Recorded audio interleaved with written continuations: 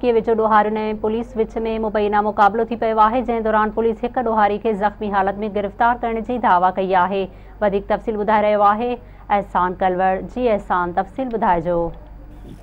जी बिल्कुल, सरहद थाणे जी हद कारे घट वटे सरहद पुलिस पारां मुबैना तौर ते ॾोहारियुनि सां मुक़ाबलो थियो। मुक़ाबले में पुलिस इहा दावा कई आहे त परवेज़ चाचड़ जेको फुर जे इरादे सां उते ॾोह करण जे इरादे सां उते कारे घट वटि बीठल हो साथनि समेत, त सरहद थाणे जी पुलिस उते पहुती।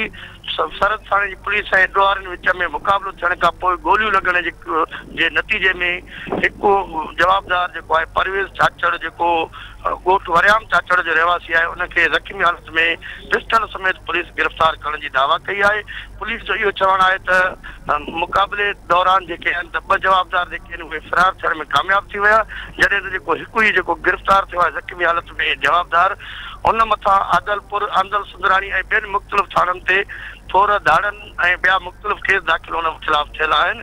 ऐं आउं तव्हांखे इहो ॿुधाईंदो हलां त गुज़िरियल 3 रातिनि खां वठी ए सेक्शन पुलिस ऐं सरहद पुलिस ऐं उन खां अलावा मुख़्तलिफ़ ॿियनि थाणनि जी जेका पुलिस, मीरपुर माथेरो पुलिस, 3 जवाबदारनि खे 3 रातिनि दौरान ज़ख़्मी हालत में गिरफ़्तार करण जी दावा कयूं आहिनि। जी